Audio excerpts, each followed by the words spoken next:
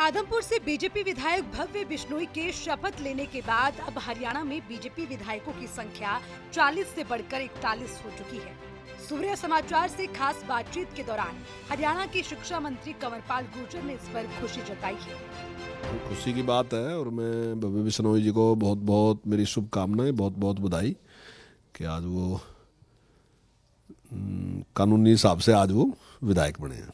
निश्चित तौर से देखिए, जो भी वहाँ डेवलपमेंट के काम हैं जो अधूरे पड़े, निश्चित तौर से इस 2 साल के कार्यकाल में सारे पूरे करेंगे, ऐसा माननीय मुख्यमंत्री जी ने कहा भी है और माननीय मुख्यमंत्री जी करेंगे भी। कांग्रेस में चल रही गुटबाजी पर भी कंवरपाल गुर्जर ने चुटकी ली, सुनिए जरा। देखिए, जब राजनीति ना जी किसी विचार को लेके चलती है, किसी सोच को, किसी विजन को लेके चलती है, तब इस प्रकार के झगड़े नहीं होते।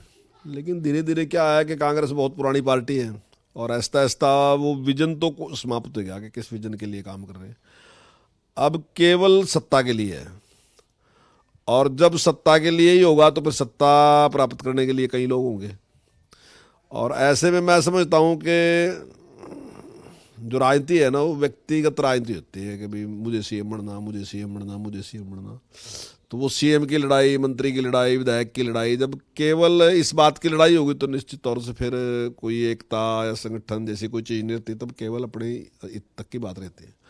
और वही एक कारण है कि जिस प्रकार का आज ये माहौल बनाया है ना, उसका मैं समझता हूँ बड़ा कारण यही है कि जो कांग्रेस का कोई विजन रहा होगा पहले टाइम में, जो पहले काम किया होगा हमारे से पहले, तो उस टाइम एक विजन था, उसके लिए काम करते थे। आज विजन के लिए काम नहीं करते, आज सत्ता के लिए काम कर रहे हैं। जब सत्ता के लिए काम करेंगे तो स्वाभाविक है कि इस प्रकार के विवाद खड़े होंगे। वहीं इनेलो विधायक अभय चौटाला ने प्रेस कॉन्फ्रेंस कर कहा था कि सीएम को श्वेत पत्र जारी करना चाहिए।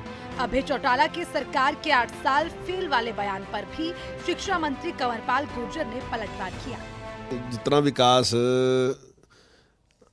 मनोहर लाल जी की सरकार ने किया, इतना पहले कभी किसी भी सरकार में इतने विकास के कार्य हुए नहीं है। और जिस निष्पक्षता के साथ किए, दूसरी बात ये भी, किसी के साथ कोई भेदभाव नहीं किया, चाहे रोजगार देने की बात थी, चाहे विकास की बात थी। और उसी पे जनता ने दूसरी बार सरकार को चुना।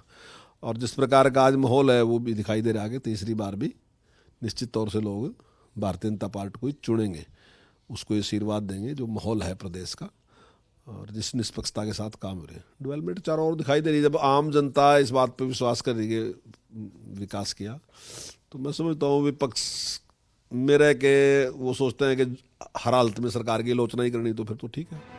आरोही मॉडल स्कूल के स्टाफ को बीते 5 महीनों से वेतन नहीं मिलने पर शिक्षा मंत्री ने संज्ञान लिया और आश्वासन दिया कि उन्हें वेतन जल्द दिलाया जाएगा।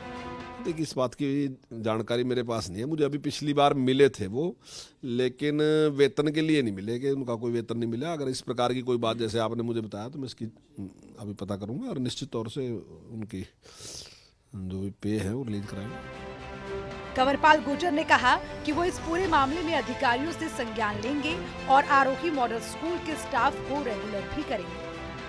सूर्य समाचार के लिए चंडीगढ़ से रवि चंदेल की रिपोर्ट।